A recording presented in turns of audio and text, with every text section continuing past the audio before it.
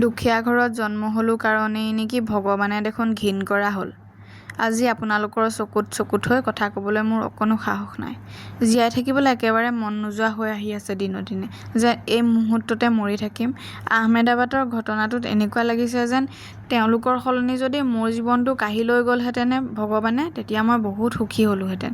কিন্তু নাই, দুটকা পইচা ইনকাম কৰিলে ভগৱানে বেমাৰ কেইটামান দিব, আৰু যিকেইটা বেমাৰ দিয়ে লেলাত ভুঞ্জি থকাৰ বাহিৰে একো নহয়। কেতিয়াও সেইকেইটা বেমাৰত মানুহ নমৰে। ইমান কষ্ট কৰি জীৱনটো পাৰ কৰি আহিছোঁ, মানুহৰ কিমান তাচ্ছিল্য সহ্য কৰিছোঁ, কিমান ঠাট্টা মস্কৰা সহ্য কৰিছোঁ। আনকি যৌতুক সৰহকৈ আনিব নোৱাৰাৰ কাৰণেও বহুত মানুহে বহুত কথা শুনাইছে জানি বুজি। হয়, দুখীয়া ঘৰত জন্ম হৈছোঁ, ভিকহুৰ ঘৰত জন্ম হৈছোঁ, আমি ঢেৰ বস্তুৰ যোগাৰ কৰিব নোৱাৰোঁ, কিন্তু তাতকৈ মাকজনী কেৰেপ, বাপেকটো কেৰেপ, তাত আমাৰ কিনো দুখ। হ'লেও সেয়া নীৰৱে সহ্য কৰিছোঁ। ভগৱানৰ ওচৰত সদায় হাঁহি থাকিবলৈ চেষ্টা কৰিছোঁ। আপোনালোকেও বহুজনে জানে যে মোৰ জীৱনত যেন দুখ নায়েই।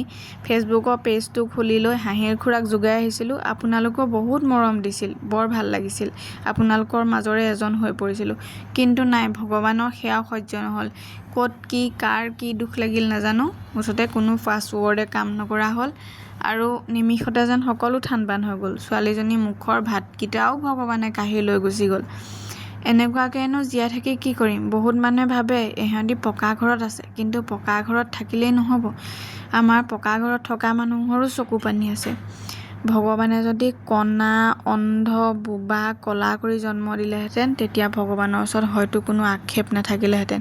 কাৰণ অন্ধ চকুহালেৰে গালৈ কোনোবাই থু মাৰি দিলেও নেদেখিলোহেঁতেন, কোনোবাই তাচ্ছিল্য কৰিলেও নুশুনিলোহেঁতেন, আৰু ইয়াৰ প্ৰত্যুত্তৰও দিব নোৱাৰিলোহেঁতেন যদি মই বোবা হ'লোহেঁতেন।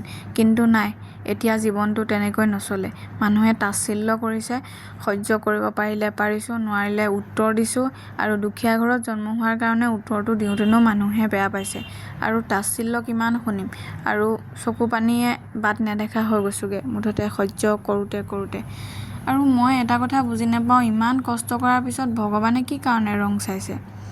মানুহে প্ৰত্যেকটো ক্ষেত্ৰতে যে তাচ্ছিল্য কৰে, এনেকুৱা হৈ পাইছে জীৱনত মানুহৰ। আনৰ যেতিয়া পুৰণা কাপোৰ পিন্ধি শৰীৰৰ লজ্জা নিবাৰণ কৰোঁ, তেতিয়াও মানুহে আলোচনা কৰিছিল এটা সময়ত, এই দেখোন বৰ দামী দামী কাপোৰ পিন্ধিছে, ক'ত পাইছে ইমান টকা? বেলেগ ল'ৰাৰ পৰা চাগে পইচা লৈ পেলাই ইমান ব্ৰেণ্ডেড কাপোৰ পিন্ধিছে। কিন্তু আচলতে সেইবোৰ ধনী মানুহৰ ঘৰৰ পুৰণা কাপোৰহে আছিল।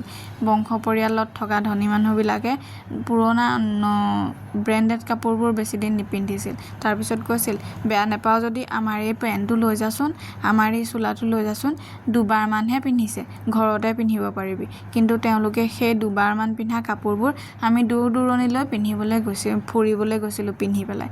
কিন্তু সেইখিনি কৰাৰ পিছতো মানুহৰ চকু ৰৈছিল আমাৰ কাপোৰযোৰত। কিন্তু কাপোৰযোৰ কাৰ আছিল, ক'ৰ আছিল, পুৰণাই নে কাৰোবাৰ পৰা লৈছোঁ নে বুজা নাছিল। কিন্তু সেইখিনি মানুহেহে জনা নাছিল, ভগৱানেতো জানিছিল। কিন্তু তাৰ বিনিময়ত আজি ইমান দুখ উঠিব বুলি মই কেতিয়াও ভয় পোৱা নাছিলোঁ। আপোনালোকক কিছুমান কথা ফুটাইও ক'ব নোৱাৰোঁ। কিছুমান মানুহে এতিয়া তাচ্ছিল্য কৰে, কেনেকৈ ক'ম আমুকে মোক তাচ্ছিল্য কৰিছে বুলি। কিন্তু কি ক'ম জানেনে? কিছুমান চাইলেণ্ট কিলাৰে ভৰি আছে, আৰু চাইলেণ্ট কিলাৰবিলাকে একদম চাইলেণ্ট ভাৱেৰে একদম মাজমূৰতে যেতিয়া খুঁটটো মাৰি দিয়ে আমি গম নাপাওঁ। ঠিক তেনেদৰে মোৰ জীৱনটো চাইলেণ্ট কিলাৰে ভৰি আছে, আৰু চকুৰ পানীৰ উপৰিও চকুৰ পানী। মুঠতে হাঁহোনে কান্দোনে, কিয় জীয়াই আছোঁ, কিয় মৰি নাথাকোঁ, কিয় ভগৱানে মাৰি নিনিয়ে।